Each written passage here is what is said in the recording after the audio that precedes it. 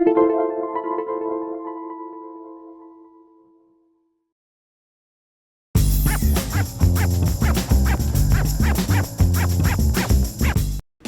to MyLITV. From Manhasset to Montauk, we've traveled our communities to bring you the following events. I'm your host, Waldo Cabrera. MyLITV starts now.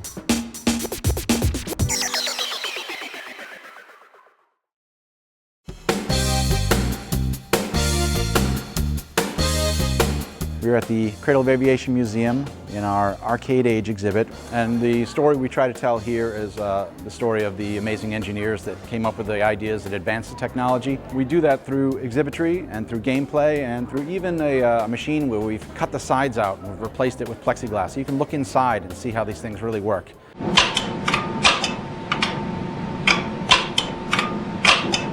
One of the features in our exhibit talks about Willie Higginbotham, who in 1958 developed a game out at Brookhaven National Laboratories. Now these guys, they were trying to put together something for visitors on visiting day, and he actually took an oscilloscope and created a game called Tennis for Two, which somewhat predates Pong and all the tennis games from the 70s.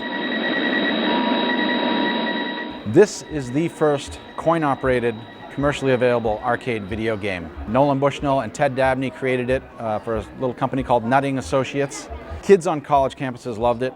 It was a little bit like the current Asteroids. It had 4 buttons, so it wasn't a huge commercial success. But Nolan Bushnell and Ted Dabney then went on to found Atari, and in '72 came out with Pong, and that is what ignited the arcade revolution. When Atari was going like gangbusters in the early '70s, Nolan Bushnell assigned a young engineer named Steve Jobs to develop a game called Breakout. Steve Jobs enlisted his friend Steve Wozniak, and together they developed this game Breakout. Jobs and Wozniak took lessons learned from developing that game to go on to form a little company called Apple. Well, we tried to get all the most important and iconic games, and we were very lucky to get this computer space. We have, Space Invaders, which came out in '78 and really was the first blockbuster hit. Certainly we have a Pac Man, which was, probably the most popular game of all time and brought women and children into the arcades. We have, of course, Donkey Kong, which introduced Mario, and we know what became of him. In our arcade, we're pretty old school. We have 80s music piped in. For the little kids, we hand you a milk crate and say, go to town. Okay. Come on, make the moms proud by really kicking butt on this one. This is me in the meadow, right? We do have kids with us. Oh, the most excited visitors are people in their 40s and 50s who grew up with this. I mean, I was in 7th grade in 1978 when Space Invaders hit. Life has never been the same. Something like this where there's so much experience, I think the parents will educate everybody on their own, because we lived it. This was our era, you rode your bike to Nathan's and you played video games, and it started getting dark and you rode your bike home. So there's no one better to teach them than the ones that lived it. And my son asked me when did the tickets come out, and I'm like, there's no tickets that come out of the games.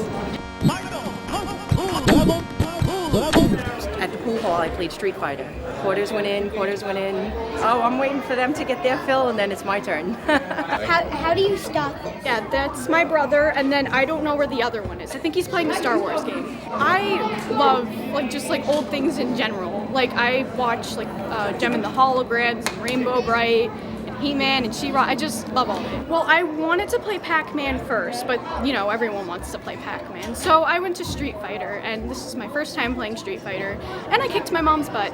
What was the first game you ran to? Miss Pac Man. I am. What do I always say?